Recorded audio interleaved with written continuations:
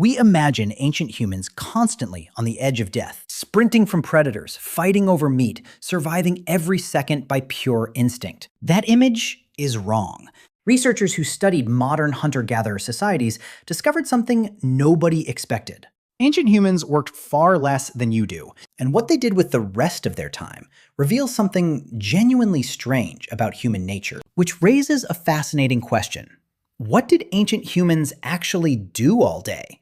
The honest answer is probably not what you think. And understanding it might change how you think about your own life entirely. To understand the reality, you have to first discard the image most people carry, the exhausted caveman dragging himself from one crisis to the next. That version of prehistory comes mostly from imagination, not evidence.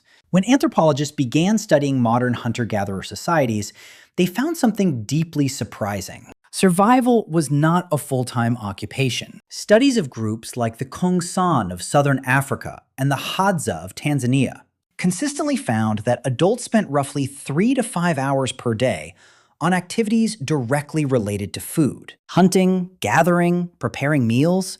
After that, the work was largely finished. Not because life was easy, but because hunter-gatherer subsistence strategies were remarkably efficient when measured in calories gained versus effort spent. Ancient humans were not working harder than modern people. In many measurable ways, they were working considerably less. So what filled the remaining hours? Rest, for one. Real rest. Not the kind of rest modern humans take while checking their phones or mentally rehearsing tomorrow's problems. Hunter-gatherer societies show high rates of genuine physical rest during the hottest parts of the day. Lying down. Doing nothing in particular.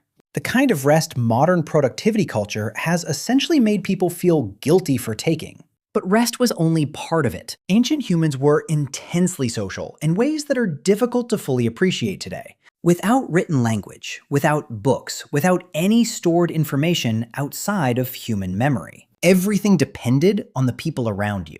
Skills passed directly from person to person. Survival knowledge lived inside living humans, not libraries. This meant that time spent with other people was never wasted time. Watching an elder prepare a tool was education. Listening to someone describe a river 3 days' walk away was navigation. Stories told around fires at night were not entertainment in the modern sense. They were memory systems, moral frameworks, and survival manuals delivered in the only format available. And then there was play. Children played constantly, which is obvious, but adults played too. Anthropologists observing hunter-gatherer groups consistently note humor, games, music, and creative activity among adults during unstructured hours. Singing appears to be nearly universal across ancient and modern small-scale societies. Dancing, too.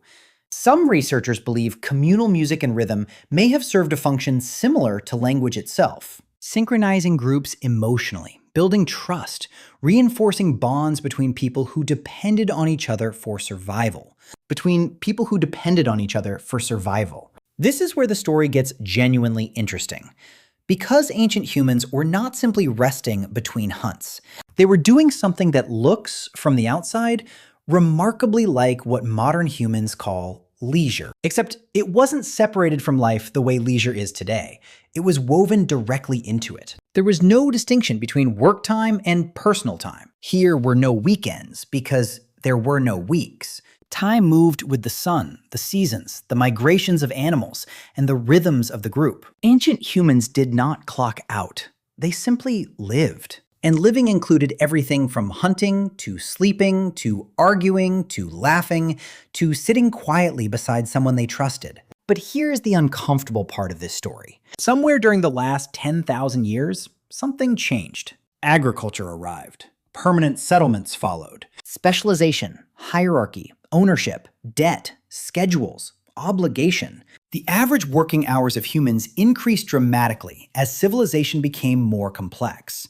Modern studies suggest people in industrialized societies work significantly more hours per year than their hunter-gatherer ancestors likely did. Humans built civilization, and civilization, in many ways, built a harder life. Which leads to something researchers have quietly noted for decades. Many hunter-gatherer societies, when studied directly, do not appear miserable. They appear, by several measurable indicators, remarkably content. Not because their lives were without suffering. Disease, injury, and loss were constant.